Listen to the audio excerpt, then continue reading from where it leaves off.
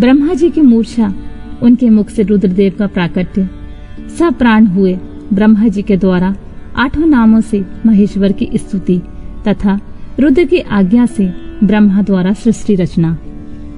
तदनंतर काल महिमा, प्रलय, ब्रह्मांड की स्थिति तथा सर्ग आदि का वर्णन करके वायु देवता ने कहा, पहले ब्रह्मा जी ने 5 मानस पुत्रों को उत्पन्न किया जो उनके ही समान थे।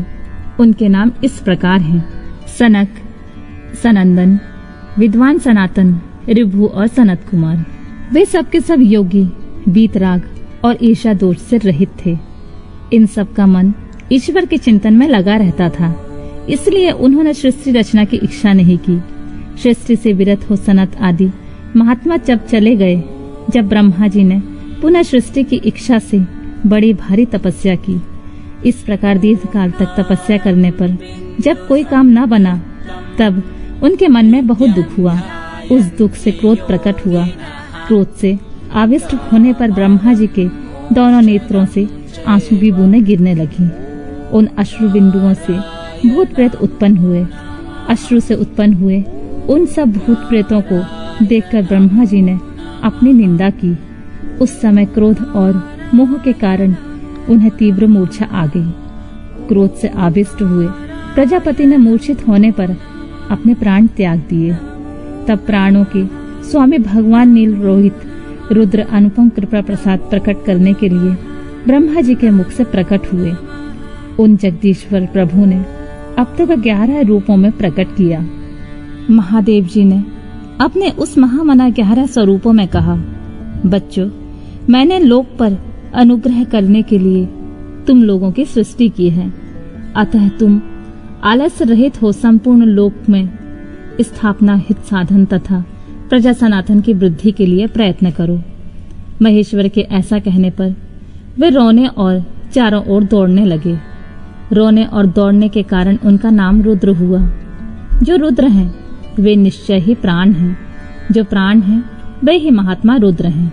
तत्पश्चात ब्रह्मपुत्र महेश्वर ने दया करके मरे हुए देवता परमेष्ठी ब्रह्मा जी को पुनः प्राण दान दिया। ब्रह्मा जी के शरीर में प्राणों के लौट आने पर रुद्रदेव का मुख प्रसन्नता से खिल उठा। उन विश्वनाथ ने ब्रह्मा जी से यह उत्तम बात कही, उत्तम व्रत का पालन करने वाले जगत गुरु महाभाग, डरो मत, डरो मत। मैंने तुम्हारे प्राणों को नूतन जीवन प्रदान किया है, अतः सुख से उठो। स्वप्न में सुने हुए वाक्य की भांति उस मनोहर वचन को सुनकर ब्रह्मा जी ने प्रफुल्ल कमल के समान सुंदर नेत्रों द्वारा धीरे से भगवान हर की ओर देखा। उनके प्राण पहले की तरह लौट आए थे। अतः ब्रह्मा जी ने दोनों हाथ जोड़कर स्नेह युक्त गंभीर वाणी के द्वारा उनसे कहा, प्रभु, आप दर्शन मात्र से मेरे मन को आनंद प्रदान कर रहे हैं, अतः बताइए आप कौन हैं जो संपूर्ण जगत के रूप में स्थित हैं? क्या वे ही भगवान आप 11 रूपों में प्रकट हुए हैं? उनकी यह बात सुनकर देवताओं के स्वामी महेश्वर अपने परम सुखदायक कर कमलों द्वारा ब्रह्मा जी का स्पर्श करते हुए बोले, देव, तुम्हें ज्ञात होना चाहिए कि मैं परमात्मा हूँ और इस समय तुम्हारा पुत्र होकर प्रकट हुआ हूँ।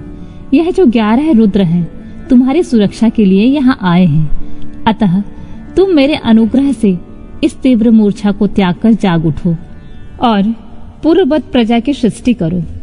भगवान शिव के ऐसा कहने पर ब्रह्मा जी के मन में बड़ी प्रसन्नता हुई।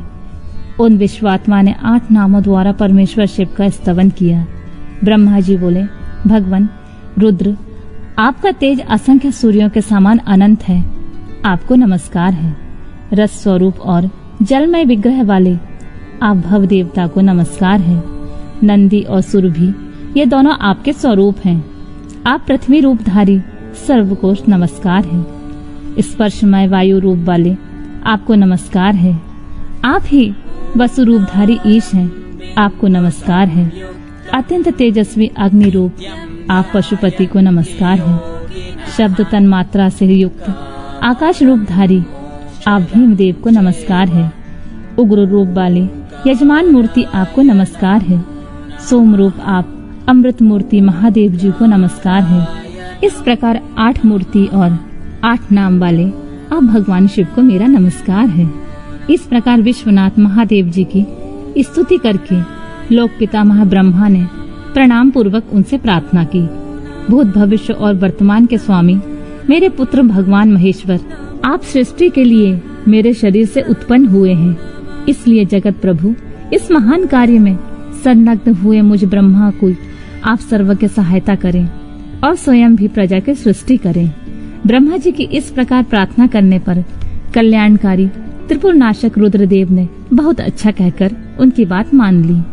तदनंतर प्रसन्न हुए महादेव जी का अभिनंदन करके सृष्टि के लिए उनकी आज्ञा पाकर भगवान ब्रह्मा ने अन्यान्य प्रजाओं की सृष्टि आरंभ की। उन्होंने अपने मन से ही मरीचि, भृगु, अंगिरा, पुलस्त्य, पुलह, क्रतु, अत्रि और वशिष्ठ की सृष्टि की। ये सब ब्रह्मा जी के पुत्र कहे गए हैं। धर्म, संकल्प और रुद्र के साथ इनकी संख्या 12 होती है। ये सब पुराने गृहस्थ हैं। देवगणों सहित इनके 12 दिव्य वंश कहे गए हैं, जो प्रजावान, क्रियावान तथा महर्षियों से अलंकृत हैं।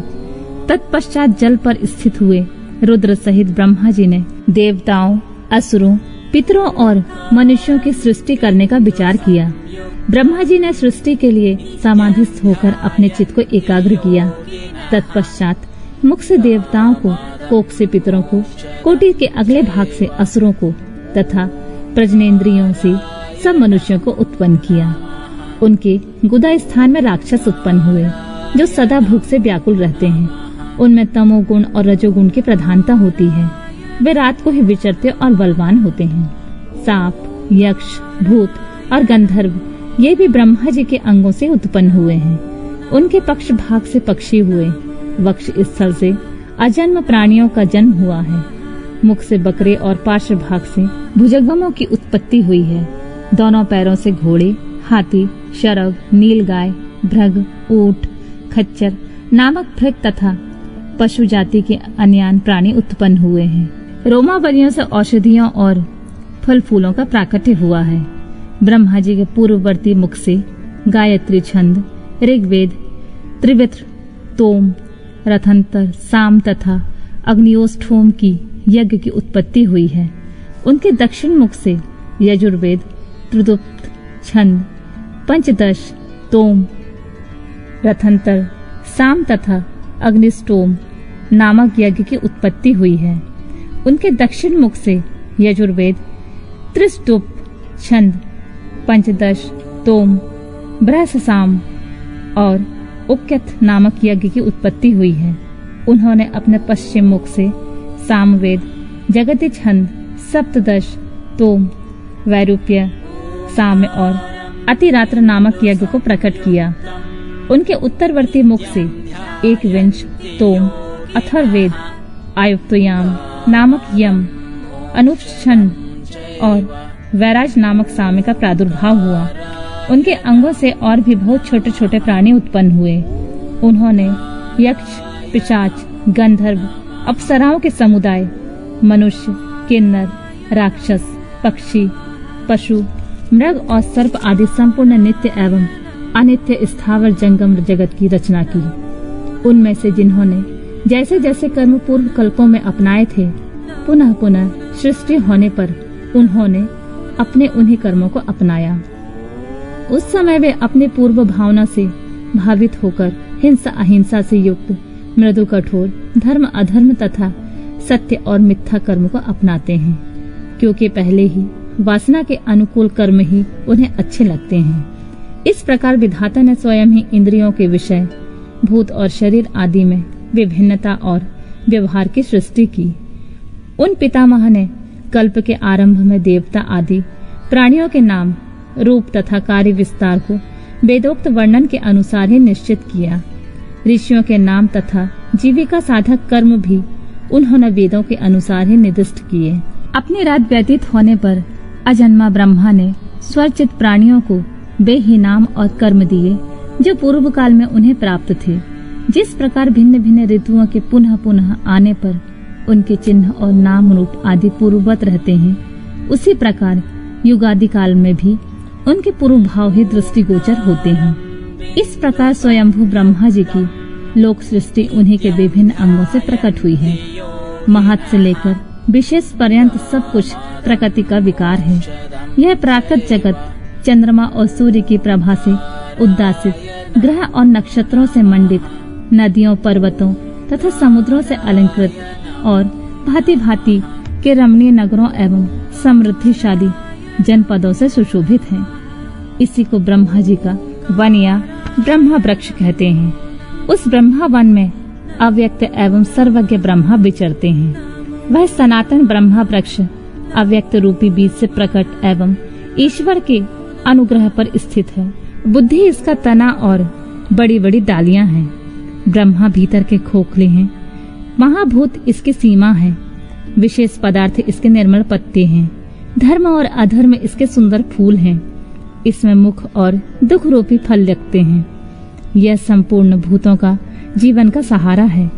ब्राह्मण लोग सुदलोक में उनका मस्तक, आकाश को नाभि, चंद्रमा और सूर्य को नेत्र, दिशाओं को कान और पृथ्वी को उनके पैर बताते हैं। वे आचिंत्य स्वरूप महेश्वर ही सब भूतों के निर्माता हैं। उनके मुख से ब्राह्मण प्रकट हुए हैं। वक्ष स्थल से ऊपरी भाग से क्षत्रियों की उत्पत्ति हुई है। दोनों जांघों से वैश्य और पैरों से शूद्र उत्पन्न हुए हैं। इस प्रकार उनके अंगों से ही संपूर्ण वर्णों का प्रादुर्भाव हुआ है।